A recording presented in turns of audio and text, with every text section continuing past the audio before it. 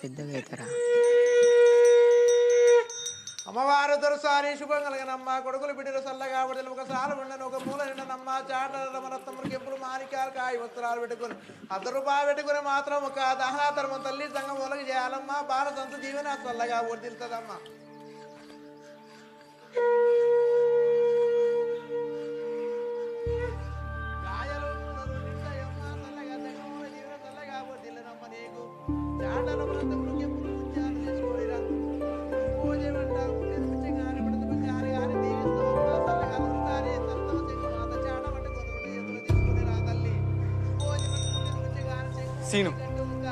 Scene కోసం వచ్చిన.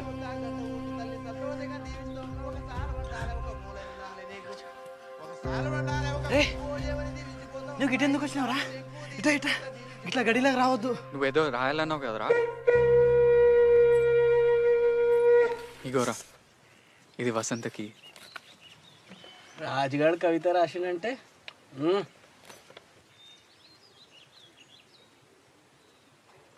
ప్రియా నేను స్వప్నం.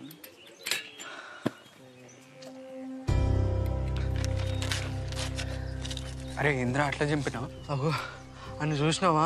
సిద్ధుడు మా అయ్యలకే దొరజీతగాడు అని గిసండి తెలితే అబ్బో. అయినా ఈ ఊళ్ళో ప్రేమించుకున్నాడు ఇట్లా అయ్యే పని కాదు. తీరా ఇడిచిపెట్టు. ఎందుకు ఇడిచిపెట్టాలరా? ఏం కాదు, ఇంకోటి రాసిస్తా వసంతకి.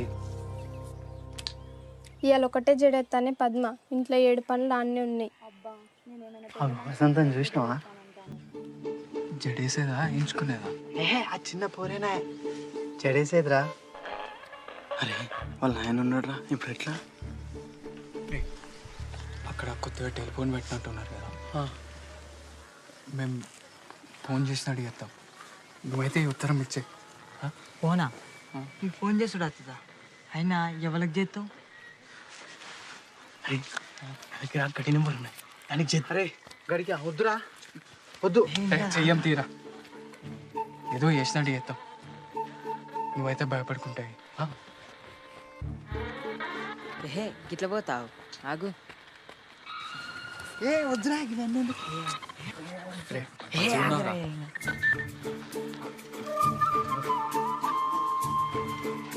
ఫోను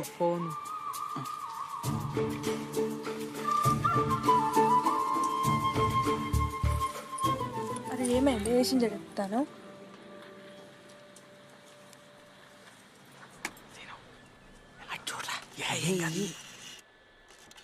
రేయ్ దీనేంద్ర గట్టు గిట్టు తిరుగుతాండు. ఏ రేడియో కొటేషన్ అందుతలేనట్టున్నదిరా. Hello,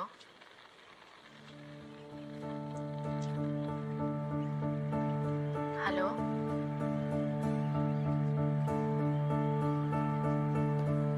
hello.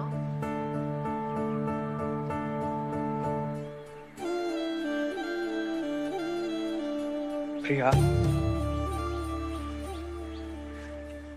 నేను స్వప్నం, నువ్వు రూపం. వీడేంది నాకు రాసిచ్చింది చెప్తాడా? నేను మేఘం, నువ్వు వర్షం. నేను కావ్యం, నువ్వు గానం. నేను నిషి, నువ్వు జాబిలి.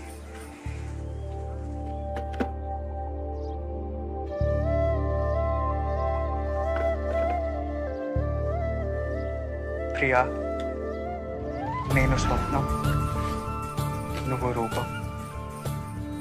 నేను మేఘం,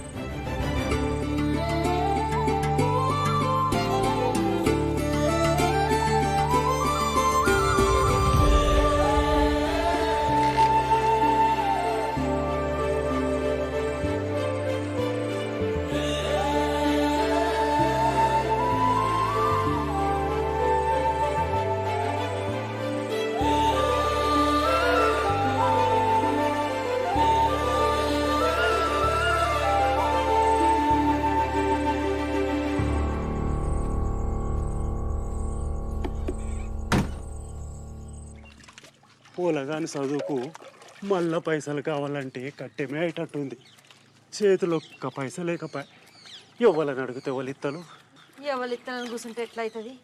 మళ్ళా దొరకాల మీదే వాడాలి.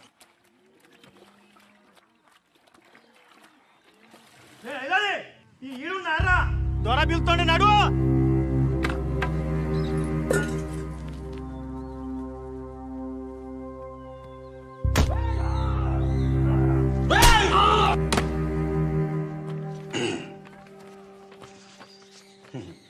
భూమి పట్టా చేయాలంటే ఎవరైనా మండల ఆఫీస్కు రావాలి, కానీ మన దొరూరు గా ఆఫీస్నే గడికి పట్టుకొచ్చే.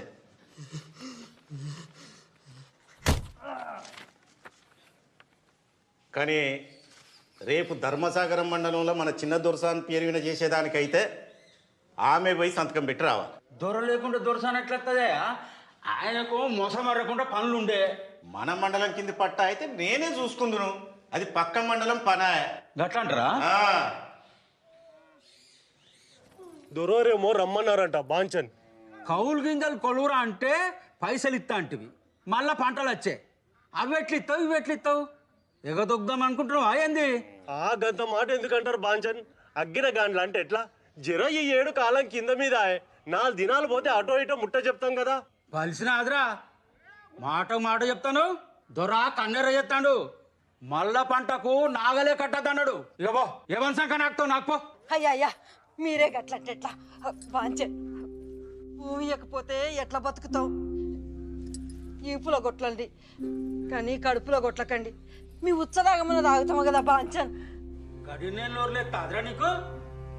నువ్వెంత నీ బతుకెంత? అదెట్లా మాట్లాడుతుంది, నువ్వెట్లా మాట్లాడుతున్నావు? దీని గట్టు నువ్వు తెచ్చి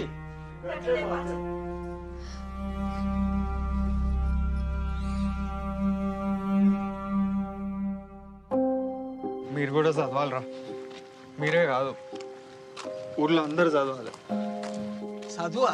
చదివినాం కదా, మన ఊళ్ళో 5 వరకు ఉంటే 5 వరకు చదివి పాస్ అయినాం. ఇంకేం చదవాలి?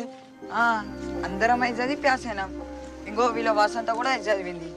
అయినా ఎప్పుడో అయిపోయిన చదువు గురించి మళ్ళీ ఇప్పుడు ఎందుకురా?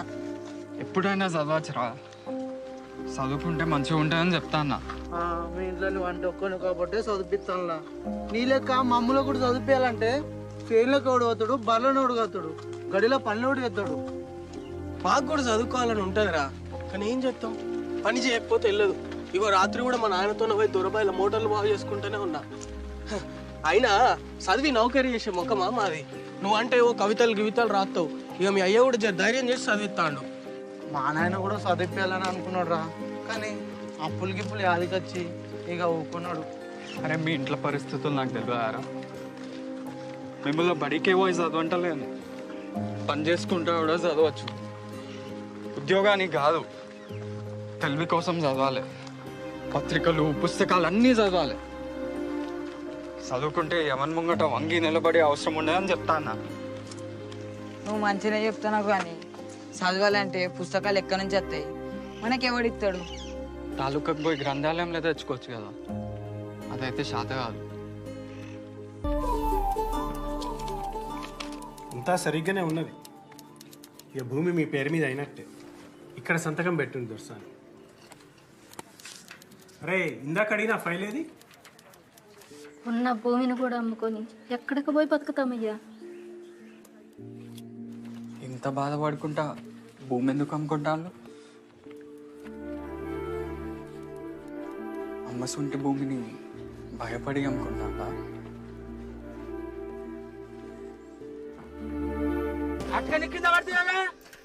రేయ్ ఏడు చూసుకుంటే తొక్కుతానవరా? జరైతే కారు గుద్దుకునేటోనివి.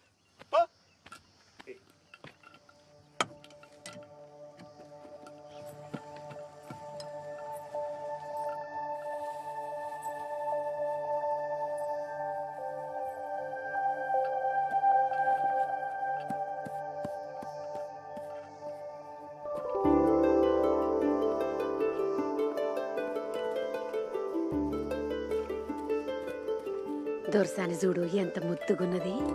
మా తల్లి పెద్ద దొరసాని ఏ సర్గంలో ఉన్నదో, ఆమె నోట్లకెళ్ళి ఊడిపడ్డ